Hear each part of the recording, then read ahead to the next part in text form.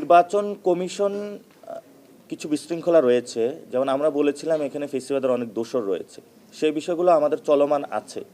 তো নির্বাচনটা তো আয়োজন করবে নির্বাচন কমিশনই, এবং নির্বাচন কমিশনে এখানে দ্বিপাক্ষিক আলোচনা হয়েছে। ওনারাও আমাদেরকে বলেছে যে ওনাদের সহযোগিতা প্রয়োজন, এই জন্য ওনারা তিন বাহিনীকেও ডেকেছে, বিভিন্ন দলের সাথেও ওনাদের কথা চলমান রয়েছে।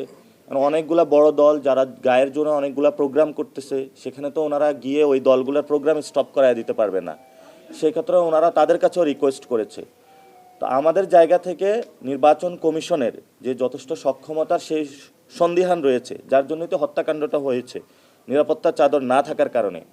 কিন্তু নির্বাচন কমিশনের উপরে আমরা এই বিষয়টা বারংবার ওনাদের উপরে বলতে চাচ্ছি, যাতে 12 তারিখে ওনারা ইলেকশন করতে, অর্থাৎ 12 তারিখে যদি ইলেকশন করতে হয় ফেব্রুয়ারির, তাহলে নির্বাচন কমিশনে আরও সক্ষমতা বাড়াতে হবে।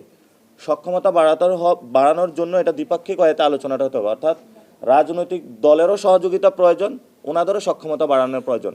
ওনারা বলছে ওনাদের সক্ষমতা বাড়াচ্ছে, অর্থাৎ এর পূর্বে কিন্তু তিন বাহিনী প্রধানের সাথে কোনো মিটিং হয় না নির্বাচন কমিশনের ডিরেক্টলি এখানে। ওনারা করেছেন, ওনারা আশ্বাস পেয়েছেন যে তারা সর্বাত্মক সহযোগিতা করবেন।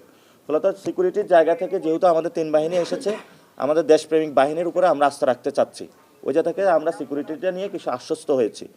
কিন্তু সামগ্রিকভাবে বিভিন্ন জায়গায় নির্বাচন কমিশনের, আমিও আমার মনোনয়ন ফর্ম বিভিন্ন জায়গায় তুলেছি, আমাদের যারা প্রার্থী আছে তারা তুলছেন, কিন্তু সেখানে কিন্তু বিশৃঙ্খলতা দেখতে পাচ্ছি। আমরা সেগুলো রিপোর্ট করেছি, আমরা বলেছি আপনারা আঞ্চলিক যে অফিসগুলো রয়েছে সেগুলো যদি সক্রিয় করতে পারেন, ইফেক্টিভ ওয়েতে কাজে লাগাতে পারেন, হয়তো এটা সক্ষমতা পরিচয় দিলে আমরা 12 তারিখে ইলেকশনটা সুন্দরভাবে করতে সক্ষম হবে। আমরা জাতীয় নাগরিক পার্টির পক্ষ থেকে বলেছি যাতে এই ঘোষিত ডেট যেটা আছে এটার পরবর্তীতে যাতে ডেট না পিছায়, যাতে ইলেকশনটা যথাসময়ে অনুষ্ঠিত হয়।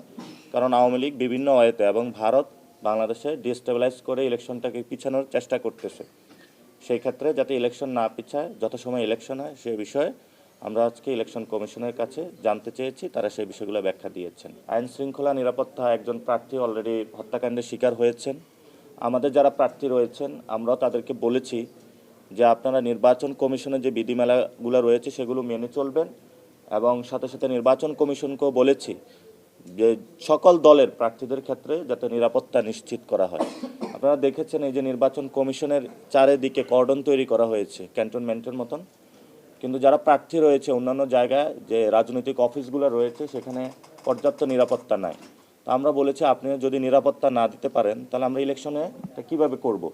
সেক্ষেত্রে তারা আমাদেরকে আশ্বস্ত করেছেন তারা নিরাপত্তার চাদর আরও বাড়াবেন। এই বিষয়ে তিন বাহিনী এবং অন্যান্য সংশ্লিষ্ট যে বাহিনীগুলো রয়েছে তাদের সাথে মিটিং হয়েছে, ওনারাও বলেছেন সর্বাত্মক সহযোগিতা করবেন। ওনারা আমাদেরকে আশ্বস্ত করেছেন যে ওনারা নিরাপত্তা দিবেন এবং সবাইকে যাতে এই ধরনের হাদি ভাইয়ের মতন যাতে কোনো হত্যাকাণ্ডের কেউ শিকার না হতে হয় সেই বিষয়ে তারা যথেষ্ট পদক্ষেপ নেবেন।